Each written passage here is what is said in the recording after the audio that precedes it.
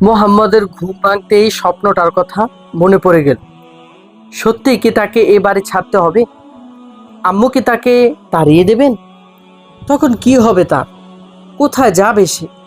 আর রেখা, ও কি থাকতে পারবে একা আমাকে ছাড়া?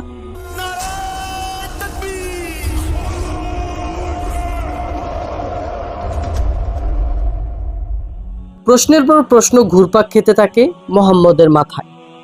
কোনো উত্তরই পায় না সে। খাটের উপর বসেছিল মোহাম্মদ, বাথরুমে গিয়ে ফ্রেশ হবে। হঠাৎ এই সময় এলো রেখা। হাত দুটো পেছনে, কিছু একটা আছে হাতে। হাত পেছনে নিয়ে সেটা লুকিয়ে রেখেছে। মোহাম্মদের ঠিক সামনে এসে দাঁড়ালো সে। আস্তে আস্তে বলল, চোখ বন্ধ করো ভাইয়া। এর মানে জানে মোহাম্মদ, আম্মু হয়তো কিছু একটা দিয়েছিল ওকে খাওয়ার জন্য, সেটা নিজে না খেয়ে ওর জন্য নিয়ে এসেছে লুকিয়ে। চোখ বন্ধ করলো মোহাম্মদ। রেখা তার ডান হাতটা নিয়ে গেল মোহাম্মদের মুখের কাছে, বলল, হা করো। হা করলো মোহাম্মদ। রেখা একটা সিদ্ধ ডিম ঢুকিয়ে দিল মোহাম্মদের মুখের ভেতর। ডিমটা খেতে খেতে মোহাম্মদ বলল, তুমি খেয়েছ? উত্তরে মিষ্টি করে একটা চপল হাসি দিল রেখা। আমি খেয়েছি অনেক কিছু, ডিমটা নিয়ে এসেছি তোমার জন্য, বলেই আরেকটা হাসি দিল সে। তারপর চলে গেল হরিণীর মতো চঞ্চল পায়। রেখা চলে যাওয়ার পর অনেকক্ষণ চুপ করে বসে থাকলো মোহাম্মদ। তারপর ধীরে ধীরে তৈরি হলো স্কুলে যাওয়ার জন্য। জানে বাবা অফিসে চলে যাওয়ার আগে প্রতিদিনই টিফিনের পয়সা রেখে যান জামার পকেটে। পকেটে হাত দিল সে। 500 রুপির একটা নোট বেরিয়ে এলো পকেট থেকে। টিফিনে লাগে মাত্র 50 রুপি, কিন্তু বাবা রেখে যান 500 রুপি। প্রতিদিনই 450 রুপি থেকে যায়। এখান থেকে কিছু রুপি জমিয়ে রাখে মোহাম্মদ, আর কিছু রুপি খরচ করে স্কুলের বন্ধুদের পিছনে। বিশেষ করে দেবাশিসকে প্রতিদিনই টিফিন খাওয়া। দেবাশিসের বাবা নেই, খুব দুঃখী ছেলেটা। কোনোদিনই টিফিন খাওয়ার রুপি থাকে না তার কাছে। মোহাম্মদের খুব মায়া লাগে ওর জন্য। 500 রুপির নোটটা পকেটে রেখে রুম থেকে বেরিয়ে এলো মোহাম্মদ। ওকে দেখে তেড়ে এলেন নীলাহরণ সর। এই নবাবজাদা, না খেয়ে যাচ্ছিস কোথায়? মোহাম্মদ দাঁড়িয়ে গেল ভয় পেয়ে। ভয়ে ভয়ে বলল, স্কুলের সময় হয়ে যাচ্ছে আম্মু। তোর আবার স্কুল কিসের? যা, ব্যাগ রেখে আয়, কাজ আছে। অনিচ্ছা সত্ত্বেও রুমে ফিরে গেল মোহাম্মদ। হু হু করে কান্না পেল তার। বুকটা ভেঙে যাওয়ার উপক্রম হলো। ডানা ভাঙা পাখির মতো তরপাতে শুরু করলো সে। অশ্রু অজস্র ফোঁটা গড়াতে শুরু করলো তার চোখ থেকে। হায়, আমার পড়াশোনা শেষ, আর স্কুলে যাওয়া হবে না, আর লেখাপড়া করা হবে না আমার। কোনো রকমে নিজেকে সামনে নিয়ে ফিরে এলো মোহাম্মদ। যা, ডাইনিংয়ে গিয়ে খেয়ে আয়, ধমকে উঠলেন নীলাহরণ। আম্মু, টিফিনের সময় খেয়ে নেব, এখন সময় শেষ হয়ে যাচ্ছে, ভয়ে ভয়ে বলল মোহাম্মদ। তার চোখ টলমল করছে। যা বলছি তাই কর, খেয়ে নে আগে, রেগে গেলেন নীলাহরণ সর। সন্ত্রস্ত পায়ে ডাইনিংয়ের দিকে হাঁটা দিল মোহাম্মদ। রেখার মনটা খারাপ হয়ে গেছে। মনে মনে বলল, অসীম ভাইয়ার মতো ভালো মানুষ আর আছে পৃথিবীতে? অথচ আম্মুটা যে কি, শুধুই বিশ্রী ব্যবহার করেন তার সঙ্গে। কেন এমন করেন আম্মু?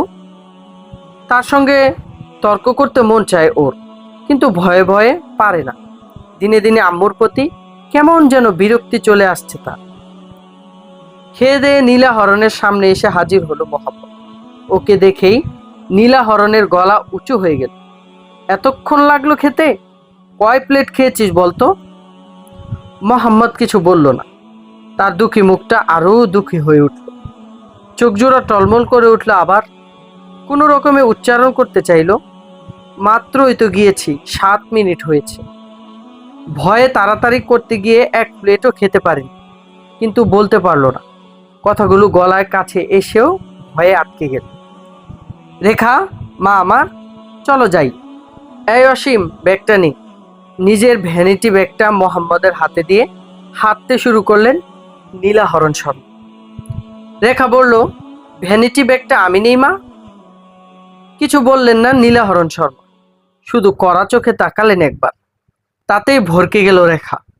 নিরুপায় হয়ে মোহাম্মদের চোখে চোখ রাখলো। চোখের ভাষাতেই সান্ত্বনা দিল মোহাম্মদ। মোহাম্মদও বুঝে নিল রেখার চোখের ভাষা। তার নীরব চোখের সরব ভাষার অনুবাদ তার জানা আছে। মনটা শান্ত হয়ে এলো তার। থেমে এলো ক্ষতবিক্ষত হৃদয়ের রক্তক্ষরণ। গাড়িটা দাঁড়িয়েছিল বাড়ির বিশাল আঙিনায়। ওদেরকে নিয়ে গাড়িতে চড়লেন নীলাহরণ সর। কিছুক্ষণ পর কিংসল্ট হলিবার্ড ইংলিশ মিডিয়াম স্কুলের সামনে এসে থামলো গাড়ি। ওদেরকে নিয়ে স্কুলের অফিসে হাজির হলেন তিনি। বিশিষ্ট ধনকুবের ব্যবসায়ী রবিহরণের স্ত্রীকে দেখে সাজ সাজ রব পড়ে গেল স্কুল ম্যানেজমেন্টের ভিতর। নীলাহরণকে যথেষ্ট আদর আপ্যায়ন করলো তা। আনন্দের সঙ্গে ভর্তি করে নিল রেখাকে। ফিরে আসার সময় নীলাহরণ বললেন, আগামী জানুয়ারি থেকে রেখার ক্লাস শুরু হবে অসীম। আর 2 সপ্তাহ আছে। স্কুলে যা পড়ার পড়ে নিস। রেখার স্কুল শুরু হলে ওকে নিয়ে তোকেই আসতে হবে প্রতিদিন। আবার ক্লাস শেষে বাসায় নিয়ে যেতে হবে। মনে থাকবে তো? মোহাম্মদ মাথা নাড়ল। ওর মাথা নাড়া দেখে রাগ চড়ে গেল নীলাহরণ। কিরে, মাথা নাড়ছিস যে? মুখ দিয়ে উত্তর দিতে পারিস না? এবারও কোনো উত্তর দিল না মোহাম্মদ। বসে পড়ল চুপ করে। রেখা বলল, আম্মু, আজ তো ভাইয়ার কোনো কাজ ছিল না এখানে। ভাইয়াকে আজ স্কুলে যেতে দিলে না কেন?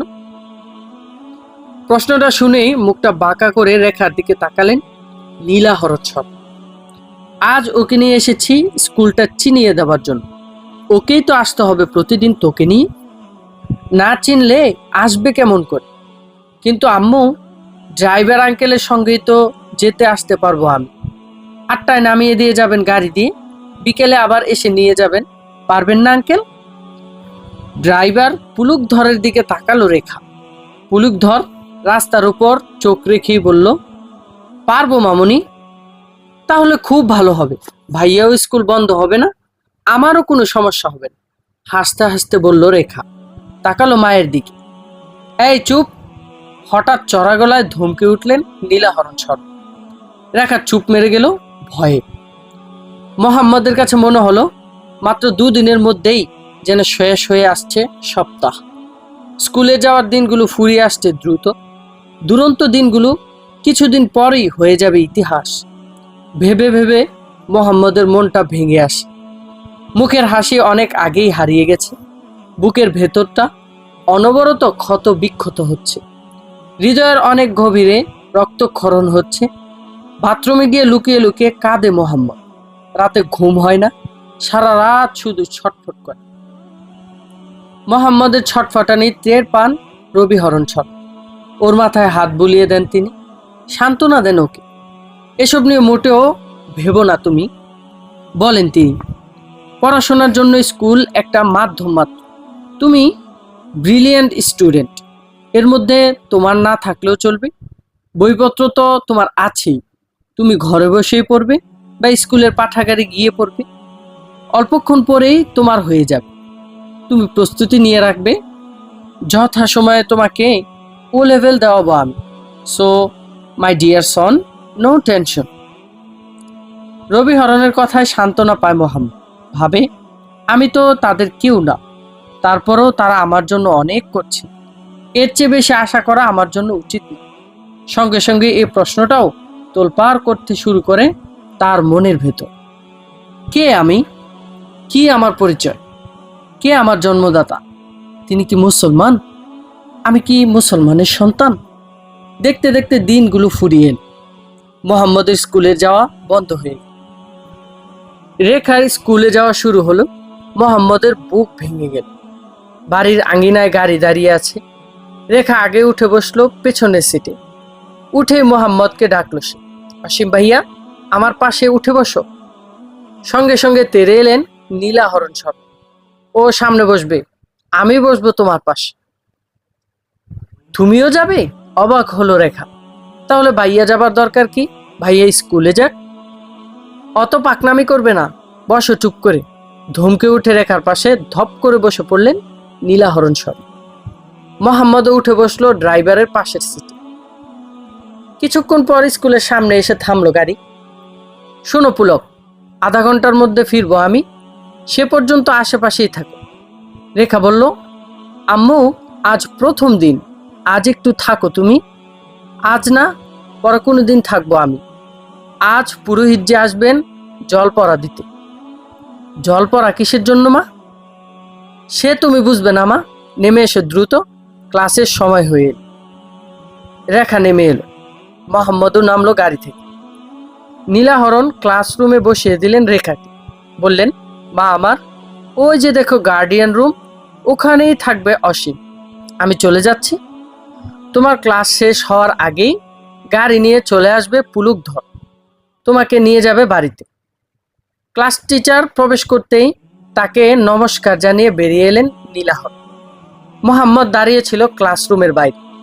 ওর সামনে এসে বললেন, অসীম, খেয়াল রাখিস ওকে, একটাই ছুটি হবে, তার আগেই পুলুকধর চলে আসবে গাড়ি নিয়ে। আমি যাচ্ছি। বলে তিনি হাঁটতে শুরু করলেন স্কুলের গেটের দিকে। গেটের বাইরে পুলুকধর দাঁড়িয়েছিল গাড়ি নিয়ে। উঠে বসলেন দ্রুত। বললেন, পুলক, টান দাও জোরে। গাড়ি টান দিতে মনটা আরো ফুরফুরে হয়ে উঠল নীলাহরণে। আজ অনেক দিন পর পুরোহিতজির সঙ্গে ঘনিষ্ঠ হওয়ার সুযোগ এল। রেখা বড় হয়ে যাওয়ার পর থেকে 2-3 বছর চলে যাচ্ছে, তার সঙ্গে ঘনিষ্ঠ হওয়ার সুযোগ মিলছে না। সে কারণেই এক ঢিলে 3 পাখি মেরেছেন তিনি।